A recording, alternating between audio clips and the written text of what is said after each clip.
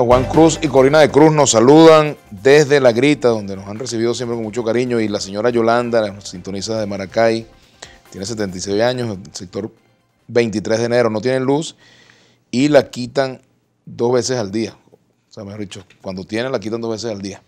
Bueno, seguimos conversando con Luis Quintana, profesor de estudios internacionales, y con Oscar Arnal también, docente en la Escuela de Estudios Internacionales, él es abogado. Quedamos pendientes sobre el tema de qué pasa con un país que tiene doble representación.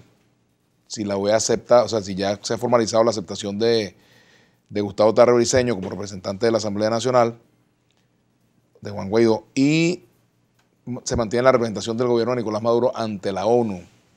¿Cómo pueden marchar las relaciones internacionales así? ¿Qué puede ocurrir de aquí en adelante? ¿Esta decisión de la OEA puede influir, por ejemplo, en una decisión que se pueda adoptar de forma similar en Naciones Unidas? Claro, es un tema de correlación de fuerza, pero... Claro.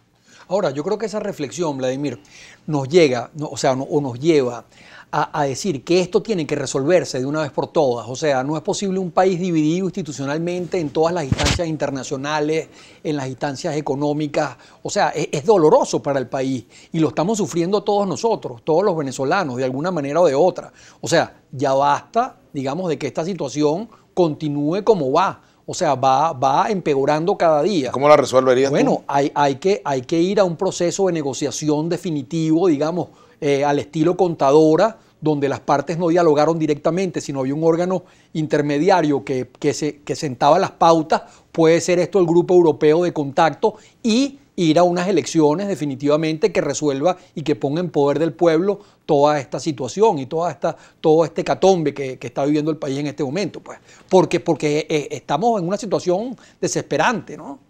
Yo comparto el hecho de que es insostenible la situación y que la solución tiene que ser pacífica y tiene que ser política, a través de un proceso de diálogo y negociación. Yo creo que eso lo ha puesto sobre la mesa el presidente Nicolás Maduro, a pesar de que en la realidad no hay estímulos a ninguna de las partes para que se sienten a negociar. Yo creo que el país, la comunidad internacional y las distintas instancias regionales deben aportar a una solución dialogada y negociada, porque no es deseable para nadie, en realidad, el que quiera el bien de Venezuela, que nos matemos entre los venezolanos o que aquí haya una intervención militar extranjera de cualquier naturaleza.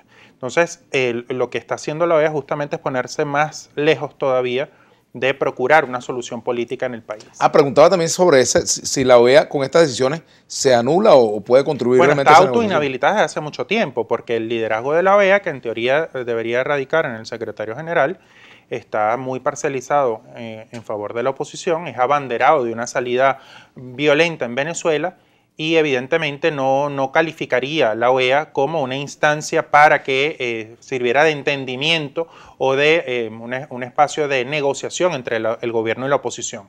Creo que habría que buscar otros esquemas, ¿no? No estoy seguro si el Grupo del Contacto, porque el Grupo de Contacto fue creado para promover unas elecciones presidenciales en Venezuela, en lugar de promover un proceso de negociación que podría tener como resultado un proceso electoral. Pero en cualquier caso creo que el papel de la comunidad internacional, que tenga algún nivel de responsabilidad en relación con la paz no solo de Venezuela, sino con América Latina, es de promover una solución política. ¿Qué dice Oscar Arnal? Bueno, yo creo que es exagerado decir, desde todo punto de vista, que el señor secretario general de la OEA está promoviendo una solución violenta. Yo creo que siempre ha hablado de la solución electoral, o sea, de que tiene que haber una salida aquí evidentemente pacífica, que ponga esto en manos del pueblo. Y fíjate tú, Vladimir, cuando uno estudia todas estas crisis, pues, y sus analogías en otras partes del mundo, fíjate que antes que le dieran el golpe al señor Allende en Chile, Allende quería realmente convocar un plebiscito para que la gente le dijera si debía seguir o no debía seguir en el poder. Y eso fue el detonante final del golpe. O sea, a raíz de que él no hizo eso, se dio el golpe. Y a raíz de que lo iba a hacer, digamos, y Pinochet le pidió que lo hiciera más adelante, el golpe se sucedió entonces. O sea, que esas son las lecciones que debemos aprender. ¿Por qué no poner esto en manos del pueblo, en manos del soberano? ¿Por qué no darle la oportunidad para decidir? O sea, por el bien de Venezuela. O sea, yo creo que el señor Maduro debería renunciar justamente en función del bien común, en función de la justicia social, en función de que el país termine de estabilizarse y tome un rumbo distinto. Para que cualquier solución sea viable y aplicable en la realidad compleja que vive Venezuela, es necesario un proceso de negociación y acuerdo entre las principales fuerzas políticas. Si se producen unas elecciones en Venezuela que no esté antecedidas de un acuerdo político, es muy difícil que el resultado sea respetado y que sea compartido por la gran mayoría de los venezolanos. Entonces, cualquier solución política que se ponga en marcha en Venezuela tiene que contar con un proceso de negociación entre las principales fuerzas. No se puede ignorar ni la fuerza que tiene el chavismo, ni la fuerza que tiene la oposición. Pero eso puede ser resultado de una decisión, por ejemplo, de Naciones Unidas, sin una decisión interna. ¿Puede Naciones Unidas aprobar, por ejemplo? No es sano que eso se produzca de esa manera. Yo creo que es fundamental un proceso de facilitación internacional que genere confianza entre las partes para que ese proceso se lleve a cabo de forma exitosa. Además haría falta, por ejemplo, renovar, obviamente, si no, no se pueden ir a unas elecciones, los poderes públicos, el Consejo Nacional Electoral. No, yo creo que eso ha estado sobre la mesa. Nuevos árbitros, que venga observación internacional para esas elecciones. O sea, todo yo creo eso que tendría todas que esas darse. medidas que fomentarían la confianza entre los actores tienen que darse a partir de un proceso de negociación, no a partir de ningún proceso de imposición externa. Siempre es necesario que en un conflicto de tanta envergadura como el que tenemos en Venezuela, donde hay tantos también intereses internacionales, haya facilitación internacional de actores que sean respetados por ambas partes, que sean reconocidos y que sean actores internacionales que además generen confianza. Pero fíjate que hay un tema y es el fantasma de la intervención, que yo creo que no está del todo conjurado, ese peligro, ¿no? Esa posibilidad, esa opción, como la llaman, ¿no? Pero además están otros actores, está Rusia, está China, Cuba, que es otro actor, Estados Unidos, la Unión Europea. Hay muchos actores, digamos, involucrados en todo esto. Y quizás el destino de los venezolanos hoy a lo mejor no está en nuestras manos como venezolanos, sino que pudiera estar en manos de otros actores. No sé qué piensan ustedes. Una cosa es el deber ser y otra cosa es lo que pudiera ser. El deber ser es que esté en manos de los venezolanos, pero ¿será así finalmente? Mira, es deseable que la solución para Venezuela esté en manos venezolanas. Pero entendemos que hay una correlación de fuerzas y en Venezuela convergen grandes intereses geopolíticos y económicos. Hay un pulso geopolítico en Venezuela real y bueno, nada más y nada menos que en ese pulso participan dos superpotencias militares como Estados Unidos y Rusia, que no son los únicos, pero son, digamos, los más visibles.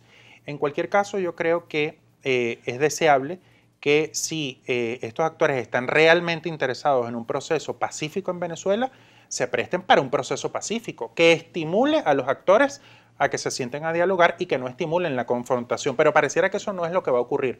Yo también pienso, por ejemplo, en el caso del pacto nuclear con Irán. El diálogo ha sido muchas veces, digamos, un recurso del gobierno y el gobierno ha burlado a la oposición, a la Santa Sede, o sea, no se ha pegado realmente a los acuerdos y a los consensos que se han conseguido. Entonces, evidentemente, la oposición no puede creer en ese diálogo y por eso hace falta que un tercero actúe y de alguna manera, hablando con las dos partes, fije algunos criterios que puedan ser cumplidos. ¿En algún caso tú aceptarías la intervención internacional? En algún caso. Militar, sin alguna. No, militar sería un desastre. O sea, si hoy estamos. O sea, a mí me parece muy irresponsable esa gente que habla de intervención militar cuando estamos sufriendo todos vivamente el problema del agua y el problema de la electricidad y el problema de los servicios. Bueno, una intervención militar.